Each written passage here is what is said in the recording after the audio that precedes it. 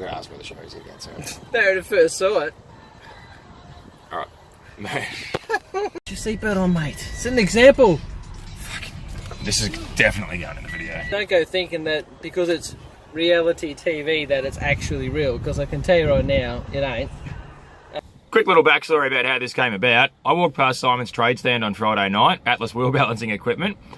I had no idea who he was. I don't watch TV. Haven't had one plugged in at my house for months. Never watched Outback Truck. Well, I watched 10 minutes of it once and I went, fuck, they've MasterChef'd me beloved trucks. I want no part of it. I don't like it at all. It's not my thing. So I thought he was going to try and sell me some shit. He came over and said hello because he'd seen me online, and we got talking for a while. Someone came over later and said that he was on Married at First Sight, which I gathered from the name was you marry someone at first sight. So I couldn't help but ask and hit him up if he talked to me about it on camera, and this is how it went.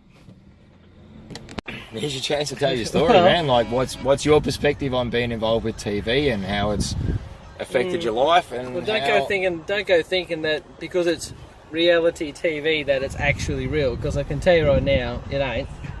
I went on there for one reason, which was actually to try and meet a lovely person, and that I did. I met an absolutely beautiful woman, and still to this day I can proudly say that we are still close and friends. And we were together for quite a few months after the show finished, and we went through a lot of shit, but also we had to really, I guess, go searching deep amongst ourselves, each other, as to why we were there in the first place. And I was just sick and tired of,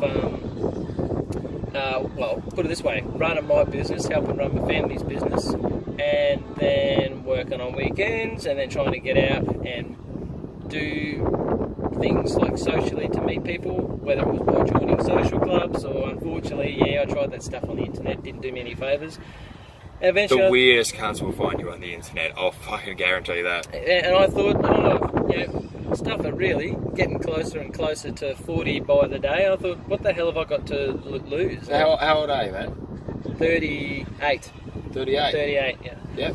And so I'm 31, and that's a different perspective from what I've got, you know. And so I thought, I'm jack of this, I'm really, really over it. So I thought, at the end of the day, what have I got to lose?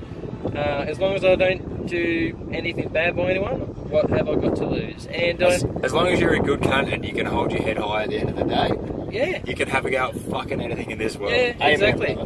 And I met some lovely, lovely folks. I also was pushed to the limits where, we were up and, filming like for just ridiculous hours each day. Sometimes they'd try to push us to say things that really weren't real, or make up silly stories.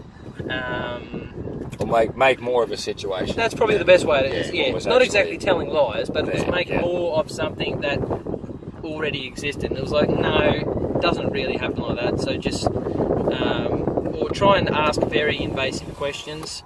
And that there is where I said, no, it's really nobody's business.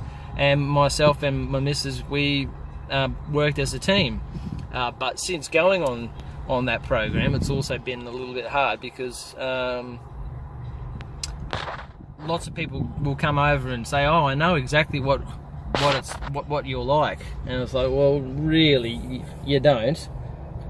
Because at the end... This is one of those rare points I'm going to actually interrupt you. I experience the same thing. People see, oh, he fucking hates cyclists, I'll send him all the cyclist shit. Like, there's a lot more to me as an individual than calling cyclists shit cunts. And when you're on TV, I can only imagine that that's exaggerated tenfold at least. Like, the representation of you to the public is easily manipulated when it's in someone else's hands. Yeah, of course. And in saying that also, at the same time, a lot of the other people there that I was involved in, beautiful, beautiful people, but being cut and paste in a certain manner, the public eye saw them totally differently as they were made out to look like rat bags as well, which was totally not the case. Really, they're lovely men and women have got heaps to offer.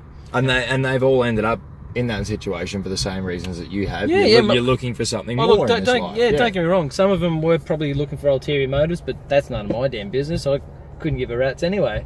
But most of them were there, trying to find something. But unfortunately, in this day and age, yeah, I don't know why, but this reality crap seems to find it on TV all the time, and I was serious about it, but yeah, they really took some good people and basically used us as rats in the end, just as tests, and really push you to the limits.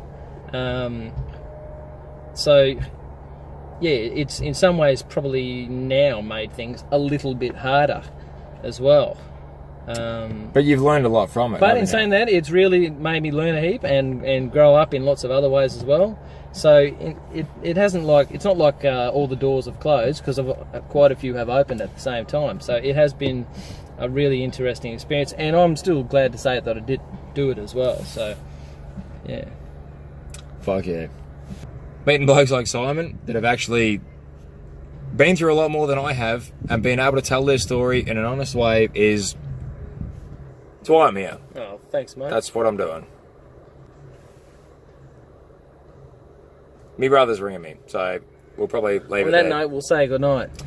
See you later, guys. If you've watched the whole thing, thanks for watching, because you're actually genuine good cunts that get that it's about people. So we'll leave it there. Cheers, cunts. Thanks, Simon, for fucking talking to me. And like, this bloke's got no reason to fucking talk to you. I'm a stranger from the fucking internet. Like, he's got no reason to open up like he has, apart from he's a fucking good cunt.